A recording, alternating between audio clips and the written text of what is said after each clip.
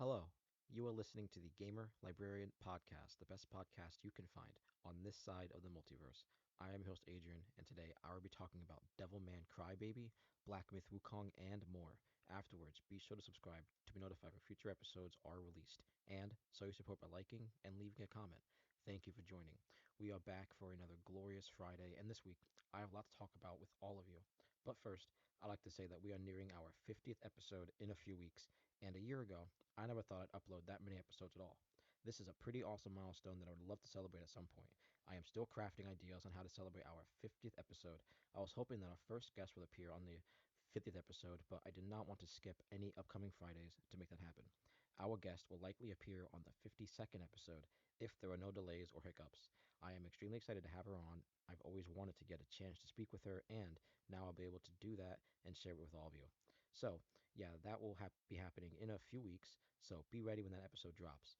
I am thinking, however, of making the 50th episode a Q&A themed episode. Any questions that are left in the comments on episode 48 and 49 could be featured. These questions could range from video games, books, personal questions, and me, my life, and the podcast, or anything in general.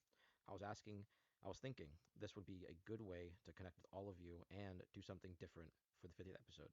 So make sure to leave as many questions in the comments as possible. I want to treat this podcast as much as a journey for myself and you all who stick with me through it every week. So, with that out of the way, I say we get onto our main topics for today. This week, we were blessed with a Nintendo Direct, which was kind of a surprise because I was thinking maybe we'd see something a little more closer to Game Awards for Nintendo stuff right now. But even though at this Direct, not a whole lot of things were announced in terms of big or small main Nintendo titles, this was a much more maybe like indie and third party kind of focused Direct for them. Now, that doesn't mean that not all the games were really spectacular. Now, they did have some things like Dragon Quest 3 HD 2D remake, whatever, that seems pretty cool. I've been seeing a lot of Dragon Quest remakes being thrown out. That's pretty awesome. And then a Castlevania collection, and even some more Sid Meier's Civilization 7, which will be on the Switch. That's pretty awesome in my opinion. And then My Sims is returning. That's great. More Five Nights at Freddy's, of course. And in my opinion, what I was really looking forward to that they announced was Balatro getting an update involving some really awesome main and smaller games like Vampire Survivors, Among Us, The Witcher 3, and Dave the Diver. I've been looking forward to playing Balatro soon at some point. So now this is just another good excuse, especially after, experiencing Dave the Diver for the last few weeks or few months since I've been playing it. And with Dave the Diver, I just did the Godzilla DLC, and we're still trying to collect the Godzilla figurines within the game, all the cool kaiju you collect. And there's still some story stuff that's really awesome as well. Still fun side quest and making all kinds of new sushi. We went to this underground, like prehistoric area, and now we're even in like this weird mist red moon kind of event where the red moon comes out and there's mist, and then like the fish that are out there like mutated and weird. It's cool. This game keeps adding new and new stuff that I keep getting surprised by. It keeps making me play it. I'm already like 50 or 60 hours into it. But enough about Dave the Diver. I can talk about the game forever. But Balatro is definitely a game that's gonna be on the radar coming out and talked about on the podcast that I hope to play soon. So looking forward to that. And then Power Wash Simulator. Hannah has been bugging me to play that game because they had a SpongeBob pack a little while ago, a few years ago, I believe, and she still wants to play that. But now they have a Shrek featured expansion, like a downloadable content thing. I don't know if it's free or not, but it comes out this fall, and we're big Shrek fans. Now this is a really good excuse for us to start playing Power Wash Simulator. I'm super excited. And I like to see even more SpongeBob games. There's a Patrick Star featured game, which is awesome. We're seeing a lot more things like that, especially after the movie that featured on Sandy Cheeks. Now, I still think maybe they'll probably play a SpongeBob in this game, but maybe the storyline is featuring a lot more Patrick Star. That's awesome. The gameplay looks relatively okay from what I saw. It does look very reminiscent of the Battle for Bikini Bottom games and the sequel that's very much inspired by that came out very recently. Like the Rehydrated remaster came out earlier this year, if not last year, and then the sequel came out. I never played the sequel. I have no idea if the Patrick Star game is made by the same ones that did the original Rehydrated and its spin-off. But it looks very much in the same vein, which is awesome. We're seeing a lot more games kind of take that big open platform kind of style game and make it their own. I'm loving that. Especially a big franchise like SpongeBob. Like everyone knows SpongeBob, and I'm looking forward to playing that at some point. Definitely not a launch title game for me, but if this game is like maybe $20 or so, I'll definitely pick it up and try it out at some point. And Of course, we even had another surprise announcement from Capcom, which was awesome in my opinion because we're coming off of a hot streak with Capcom games for fighting games specifically. Not only is the Marvel vs. Capcom fighting game collection, the arcade games, the ones with all the Marvel vs. Capcom games, even the Punisher arcade game, that game got a release date for September 12th, I believe, and that's awesome. That's the digital release now, and I think the physical release is slated for a little bit later in November, possibly. And so, looking forward to that. I'll be getting the digital release. I'm not really picky on how I get versions of games, but I'm just gonna get the digital release so I can play the games and talk about it on the podcast and have a good time. But we even had a surprise announcement of the Capcom Fighting Collection 2, which features Capcom versus SNK, things like Capcom Fighting Evolution, Street Fighter Alpha 3, Upper and Project Justice, Power Stone 1 and 2, and Plasma Sword Nightmare of Bilstein. Now, a lot of those games I've never played. I think the only one I even touched before was Street Fighter Alpha 3. I might have played a Capcom versus SNK game, like an arcade version, if there ever was one, at some time. But the only one that is remotely familiar to me is Street Fighter, and I'm looking forward to that because these are just fighting games that I think is should be recognizable and memorable and supported and put out for all players. I know Power Stone is a game that's maybe a little harder to get. Same with like Capcom versus SNK games. But I'm just excited to talk about that because this is really cool. I'm liking to see more collections of games like this, even if they're arcade, like featured kind of games. It's definitely still nice to see companies remember that like their industry and their history, their fan base is built on things from 20, 30, 40 years ago. And you can't just forget about that. A lot of those fans still exist and they still like those properties. These characters and stuff can be cool. And I think instead of just being a way to gauge fan like interest into things, like, yeah, sure, we can make another Capcom vs. SNK game. They seem to be pretty buddy buddy for right now. There's the City of the Wolves game coming out, which is awesome. And I just think that it's really nice to see that these companies are getting together and putting these collections, especially for Marvel vs. Capcom with Disney working together with Capcom again. That's always a big treat to me after thinking that it was never going to happen. So that's awesome in my opinion. I'm really excited for all that. And yeah, that pretty much does it for game announcements. We could talk about it actually. The Sonic 3 trailer dropped earlier this week, and I think it was maybe the same time the direct happened, and that was awesome because I'm super excited to see Sato on the big screen and whatever they do with his story. It seems like it's going into maybe a little darker route to some degree, but it seems like it's still kind of going to be fun, and of course, like they're probably going to win in the end, and I see this maybe being the last film. They got a good streak going. I liked all the Sonic films, and this one looks really fun. I'm excited for it. Now, I don't know what they're going to really be doing for the Sonic movie in terms of shadow lore, but maybe if he holds a gun at some point and the song from Shadow the Hedgehog the game comes out, if anybody has played that, starts playing at any point, I think that'd be pretty cool. I think referencing that in some way would be one of the best things ever. But it's exciting seeing this kind of stuff come out. So kudos to Sega for really sticking with it for the Sonic movies because after the design of the original when it came out, what was it, like 2018, 2019 when the first one was announced, and everyone called it Bad Sonic, and then Bad Sonic was featured in like the Chip and Dale movie, which was hilarious. It was really awesome, so funny, and they came a long way, especially in terms of video game adaptation movies or anything, just kind of being one and done like bad hits one after another, and we've seen that with like things like Borderlands and some other things. Now we could also talk about secret level. There's a video, I'll definitely link it below, but there's a video talking about the making of Amazon's secret level. Now, I forget the name of the company that's working on it specifically, but they have a huge track record of working on video game adaptations like Halo Legends and the Star Wars The Old Republic cinematic trailers and stuff. All of that is awesome. Now let me see if I can get the name here. The creator of Secret Level is Tim Miller. He's the guy who did Love, Death, and Robots. You're gonna be watching that at some point, and he even did the first Deadpool movie, which I enjoy. It's awesome. He did stuff. His studio, Blur Studios, the ones doing Secret Level, is also behind, like I said, Star Wars. They did some Sonic 2 stuff. I think the movie, and they did a lot of stuff in terms of Gears of War, Call of Duty, and Batman Arkham, like with their trailers.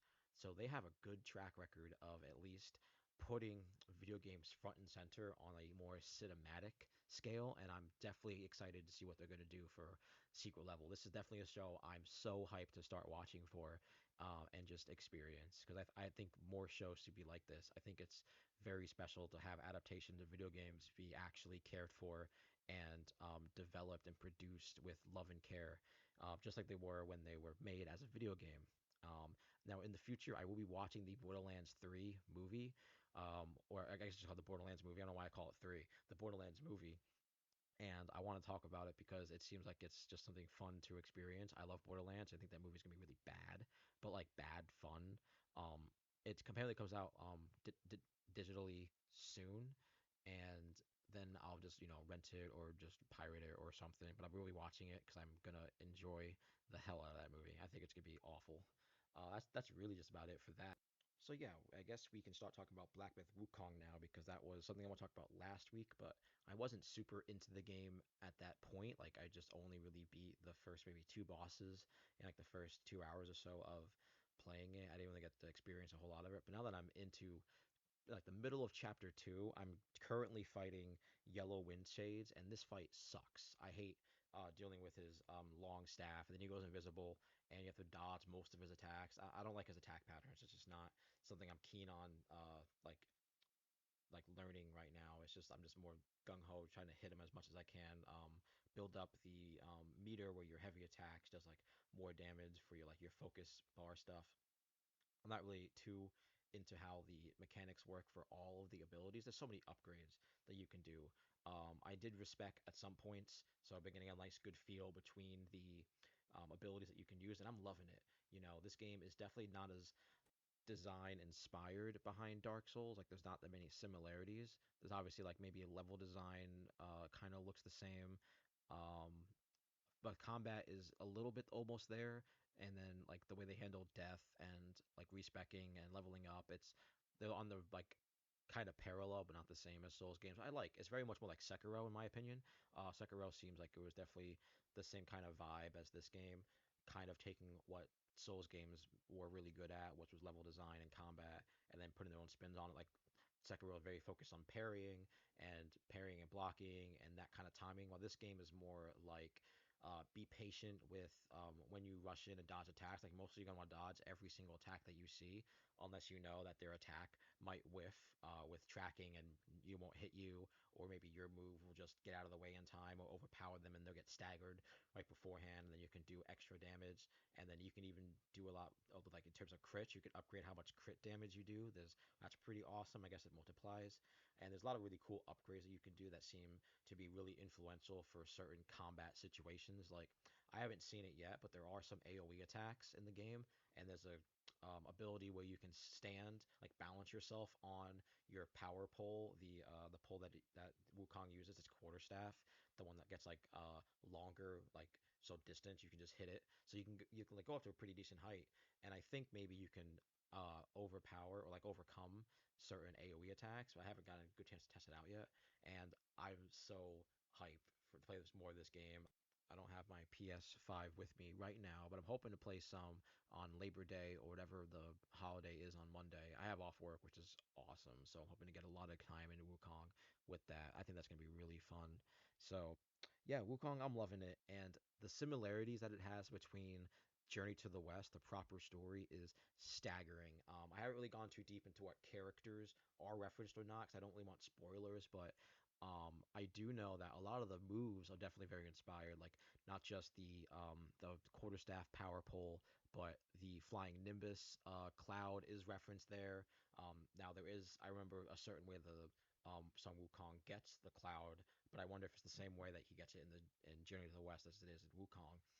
Something that is cool is the way that his magic works. Like he is a character that becomes magical throughout his early life, and then he challenges the gods, the journey to the heavens to become the king of the heavens, and that's kind of maybe the premise of this game. But some of it I think is like not all the events happen in the same order in the game as the Journey to the West story does properly. So I don't know when he gets his magic powers in the game, but in the book it's kind of over the course of early on, like very early on. You see him get his powers relatively early, but here he's just kind of born with them. That's neither here or there. But one of the cool powers he has is he can pluck out his hair and become like a clone of himself, like a Shadow clone Jutsu. And there's like maybe 6 or 9 other Son Wukongs there to fight with you, and you can even upgrade that ability to give them more strength, more time whether spawned or summoned, and even more health, so they don't take so much damage. There's so many cool upgrades you can get. I'm only level 30, 32 right now. On chapter 2, I'm fighting the Yellow Wind Sage, and I'm loving this game. It's really fun. So I'm really hoping forward to playing more, so that way I can talk about the ending for it. I'm really looking forward to playing it or beating it before Warhammer Space Marine 2 comes out, because that seems like an also really fun game. A lot of my friends are looking forward to playing that game, and I'm still deciding on whether or not I'm going to get it on PS5 or PC. And they even put out a roadmap in the game where they feature all the free update content that they're going to be putting into the game outside of, I guess, like paid cosmetic stuff, which is great. I'll definitely put um, the graphic on the screen at some point, just because I've become a really big fan of Warhammer ever since doing my first tabletop game with my friends. We did the Road Trader game, and then I think some like chaos game or whatever. But then I started trying to get into the books, and then we had the Rogue Trader game come out, and the Rogue Trader game is perfect. That game is so good. The DLC comes out later September, and I'm definitely gonna find an excuse to replay that game and maybe hope to finish it, because the ending was like the chapter 3 and I think the chapter 4, but they're kind of buggy, and it was pretty difficult to get further because some quests like bugged out, and I really didn't like that. So hopefully those issues were fixed. But yeah, Space Marine 2 seems really fun. All the cool information they're putting out, like all the gameplay stuff, just looks awesome. And it's a co-op game. So yeah, like I said, I'm gonna be playing with my friends. It's gonna be really fun, and I'm really excited for that game. Black Myth Wukong, of course, gonna try and beat that before then, and then Space Marine beat that before whenever Dragon Age Veilguard comes out. I think they said October, like late October is when that comes out, and I was hoping to beat the games and do some more of the book readings, but it is what it is. I want to play these other games, and I'm doing a whole lot of the stuff that's taking up some time, so you can't really do it all, and that's what this is. This week by week journey that I'm putting out here on the podcast has been really fun. So I think doing things at a slower pace, like my own pace, rather than trying to cram things in whenever I can during every episode, isn't really the way to go. I definitely think that I'll probably finish my Dragon Age Origins playthrough at some point, maybe between Wukong and Space Marine 2, but we'll see. And then there's the other two games and all those books, but Dragon Age, it's definitely looking cool, because there's even another gameplay video out where they showcase a lot more options. Like it's a warrior this time, and there's even I think maybe some Templar abilities, and you see the skill tree, which seems massive to a degree, bigger than we've seen for I think even Inquisition for the most part, and it seems awesome. I'm definitely excited, and it would be cool to see references from all the media and stuff within Inquisition, within the Veilguard specifically. I don't think we'll get a lot of that, but I'm still gonna try and read as much as I can in terms of that stuff. So we'll see what happens. I'm not gonna really harp on it too much, because I'll read it all at some point, in my lifetime. But other than that, before we get on to what I'm reading, I definitely want to talk about a game that I dabbled in for an hour or two, just because it was free on the PlayStation service or whatever. So I downloaded it, and it's a roguelike card building game called Inscryption by Devolver Digital, and they're awesome. They did Cult of the Lamb, primo game, and I like deck builder games. I've talked about DC Deck Builder, I think, a few episodes ago, and I tried this out because it seemed fun, and I'm liking the premise so far. It's basically you're like trapped in a cabin by some demon monster or whatever you don't really know, and you have to play this game to get out, right? But not only do you have to play the game to get out, you sit at a table and you have like pieces, and you go to area by area trying to collect cards, which are basically just like animals. And you can use those cards to sacrifice them and summon bigger animals, and you got to try and beat the demon guy at the table. I've only gotten to the beginning of the third world, right? It's like the dark forest is the first world, and then I think it's like a desert kind of area the second time. And then when you beat him that second time with his second boss, which was the fisherman dude, the angler, right? We're in like a swamp, I think. That was where I left off.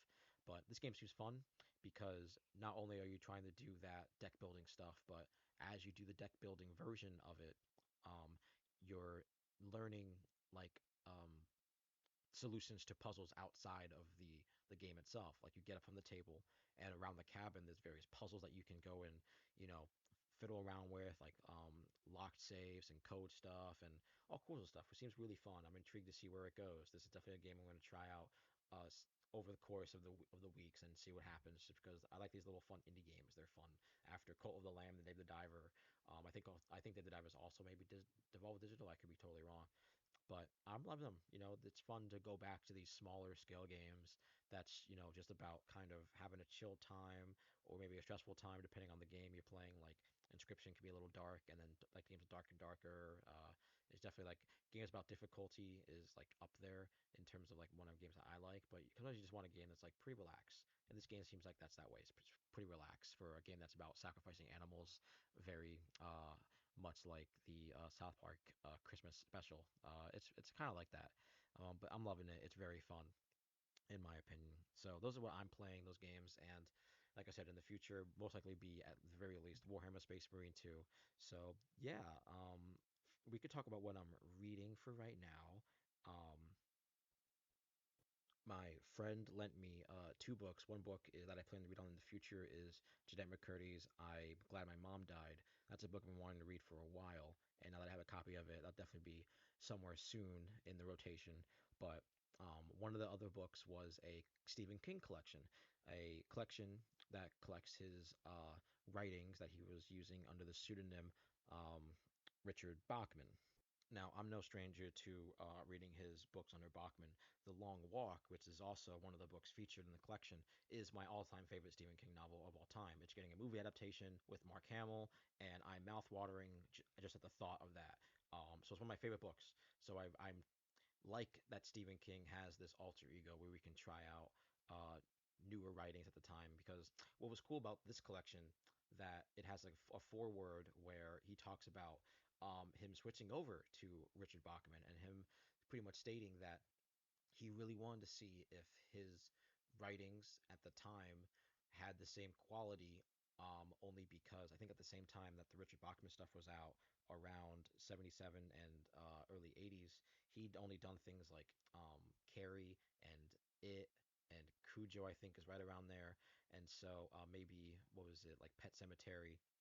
So some of those really highly acclaimed books, he may have felt that he wasn't sure that his recollection and his notoriety was because of his ability to write or because it was just his name.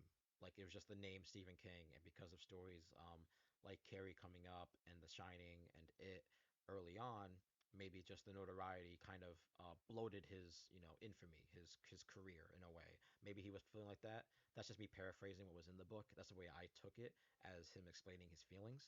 And he chose to do Richard Bachman in a way that he can see that he can test his writing, that he still had that kind of shock value. Like he mentioned that he's kind of like a horror writer, but he's really not. He's more suspense. He's definitely more suspense and thriller. That's what I definitely would say. He has horror elements, but overall, especially more recently, after like the 2000s, he's definitely much more of a suspense and thriller kind of writer.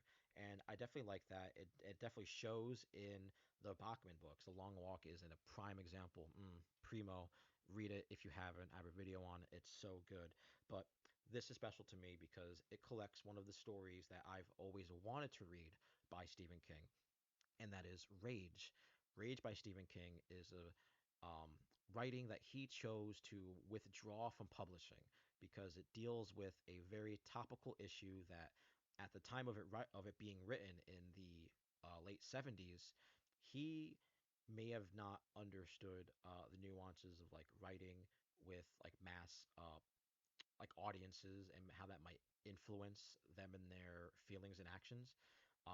So the story revolves around a school shooting, and that's very topical these days because it's something that's very serious that people, young kids, and adults with children really have to deal with. So that's a very problematic issue that is, you know, kind of not really seen positively. Like we're not dealing with it positively. It seems like it's kind of a thing that we know that happens, but there's really no recourse for changing how those events occur.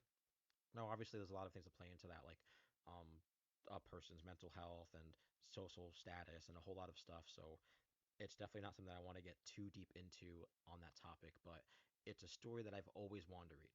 It's a story that always intrigued me, and I've always been intrigued by the actual events, like the tragic shootings of Columbine and the Georgia Tech school. I believe it's Georgia Tech. Forgive me if that's the wrong school, but these shootings are, these are the ones that happened in my lifetime. I believe Sandy Hook in New Jersey, that was in my lifetime. I was a high schooler when that happened, which was crazy. And that my school was locked down the same day because of it.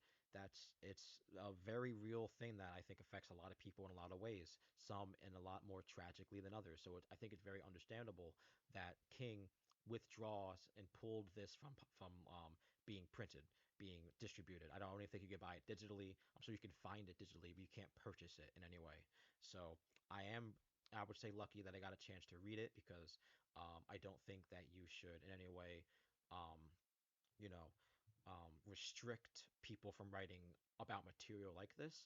But I do think it's a very conscious and moral decision on his part, on King's part, to withdraw this story from rotation, from print. So kudos to him. That seems like he's someone who's very aware that his notoriety, his presence has influence in a lot of ways. And I wouldn't even say that, his books influence anything. I wouldn't say that. But we could definitely say that there were a lot of causes, a lot of influences for people's actions. That's basically it. But this is a really fun story. I enjoyed it the whole time. It was really great. It hooked me from start to finish, and I finished it pretty fast. It's only maybe about 120 pages or so. And I will say, for anybody who has read Catcher in the Rye before, it gives off those same vibes. It's the same kind of character, a little unreliable, antisocial kind of awkward kid, right? Like obviously you don't get the full picture in either story, but you get enough tidbits to get a frame of reference, an understanding of what this main character kind of perceives life as, and what their mind is going through at the time, and I think it's like a good window into that kind of person's psyche. Not that this is like made by a authentic psychologist or anybody who understands the mind, but Stephen King writes it in a way that feels, one, entertaining, but two, real in that regard. That's about it. It's entertainment first, but it's also built on very real issues, using fictional people to describe very real issues and events. I think that's fair enough to describe that kind of book as, and I really loved it. Catcher in the Rye was my favorite books.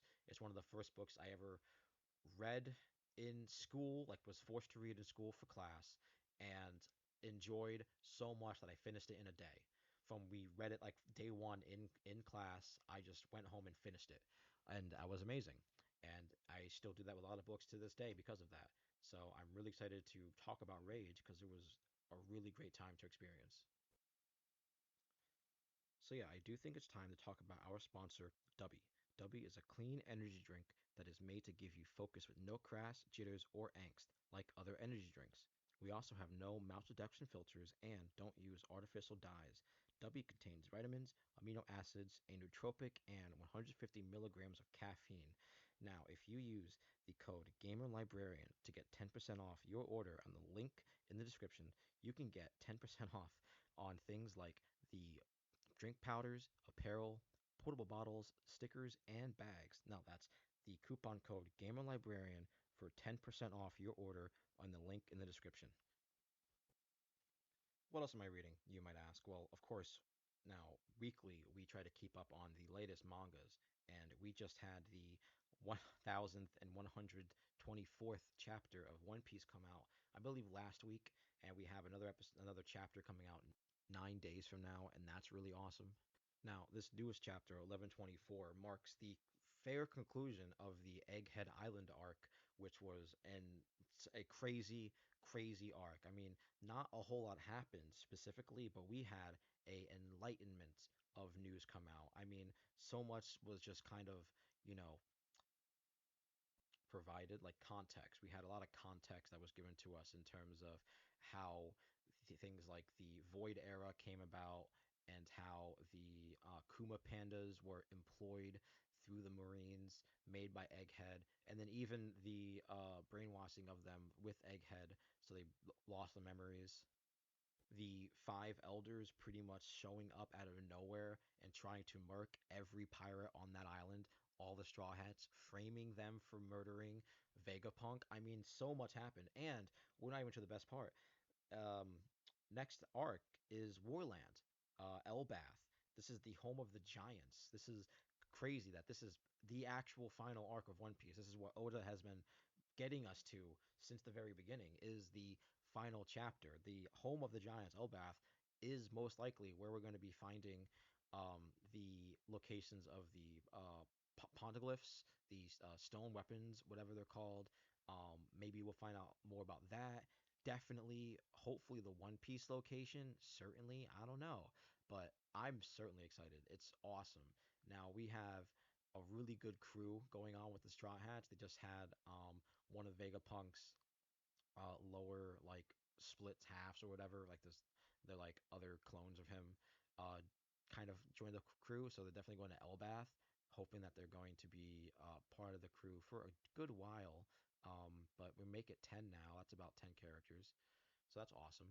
This episode even showed a little bit of Vivi. Seems she's pretty cool and safe. She's with the what's it? The newscaster, the newspaper Birdman. That's what she's with. Hard to tell if this guy is like on the good side or not. At least from what I've seen. There's so much lore in terms of One Piece. It's crazy just how much of it is going on. But I'm here for the ride. So definitely within the next few episodes, we'll be talking more about One Piece and experiencing the Elbaf Island for the first time.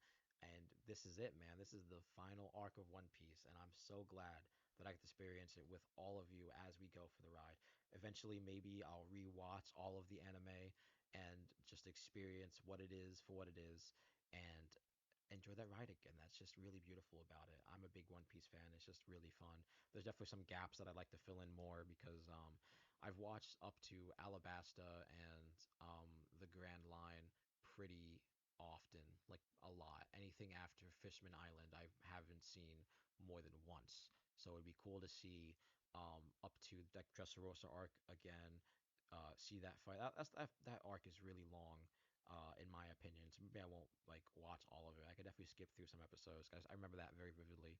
And the Wano arc, I definitely remember the story very vividly. That was very recent, so seeing it animated would be awesome. And of course, the Egghead arc, which the anime is already in the middle of. And maybe we're supposed to be getting another movie or two before the anime ends.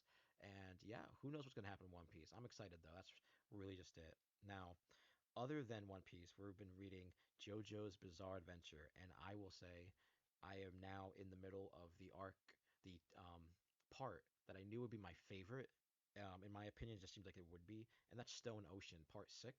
This is where the first female JoJo comes into play as a main character, Jolene, and this has one of the coolest openings in my opinion, where the setting is all about trying to escape from a prison for the most part. Like it's set in a prison, and there's obviously ways to escape. It's just really how do they do it, which is pretty awesome. But I'm loving it so far.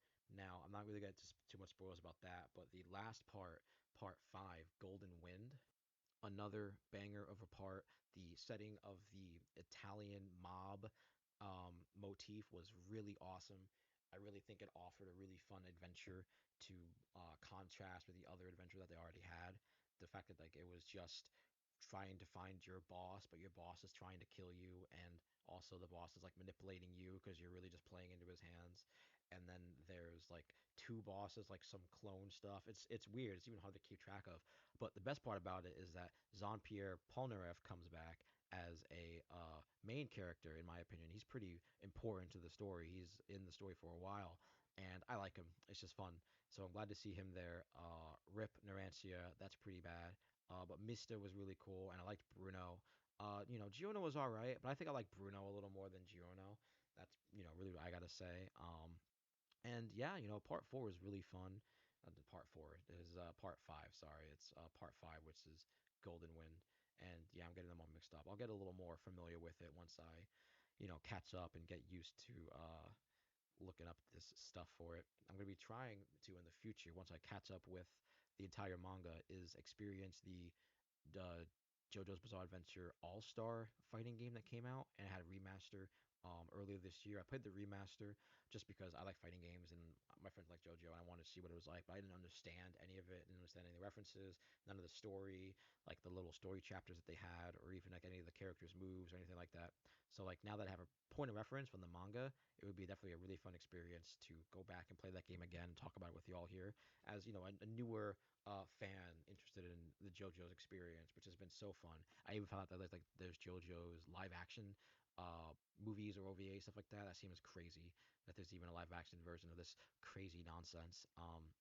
Yeah, this has just been a really fun ride. I definitely liking parts 4, 5, and 6 a little more than like the beginning. I really like Jujutsu uh, in part 4, and maybe part 3 is like my least favorite. I don't know. It still has Jean-Pierre Polnareff, but part 2 had like something really special in my opinion. Like it had some really front-faced villains and that kind of stuff. And yeah, the Ripple stuff was really cool for the most part. But I kind of like the villains' ideas. They were definitely more like granular in terms of scope and scale. They weren't like petty against just Joseph or anyone specific or any other kind of Joe Star character, in my opinion. It was definitely more just like, we're going to do this anyway. You're just in our way kind of stuff. And then the Nazis appearing throughout a good majority of part 2, and I think part 3 was also pretty fun. My all-time favorite, though, I still think right now is part 6 with the prison stuff. I think is a really cool setting, and all the front-faced, like front and center female characters is pretty awesome. I'm really enjoying that because it just seems fun. And it's cool to see all this goofy wildness happen in anime. It's a big fan, big fan, big fan. So yeah, please follow me along as we read more manga weekly as it comes out. The Dragon Ball manga has been said to be returning soon, so I just gotta say I'm so excited. That's it. Now we'll be following along on JoJo as that comes out once we catch up, and that's the journey. That's the glorious journey that we're on together. Is reading these together. That's basically it. Now, a show that I have been writing off for quite a bit because I have only heard good things. I have. I just wasn't like into anime at the time. Anime has never been like a forefront focus of like my interest. It's always been video games and books and things like that. Manga as like shonen manga specifically has only really been the big like focus in terms of like Japanese media in my opinion. So yeah, I've only heard good things about Devilman Crybaby, and recently Hannah has been wanting to watch it. She's been interested in it. I guess she's seen stuff on TikTok or some trash like that, and we started to watch it, and I was so surprised by the story quality of this show, the deliverance of it. It was so good. I mean, it takes us a larger tone shift episode by episode. Issues become more granular, larger in scale, and I loved that. Now this is an anime that's made by Netflix, and Netflix original animes have never always hit with me specifically. I can't name it necessarily like any off the bat that are good or bad that I remember, but this is definitely one that I'm gonna remember for a while. I like it. I'm not a big fan of the art, like the just the style that they choose. Some of the characters, I think maybe they can make things a little more uniform. Things look very um, you know, I wouldn't say rust, but like a little lazy. Like the production's low. I don't really want to like critique that. I don't really care.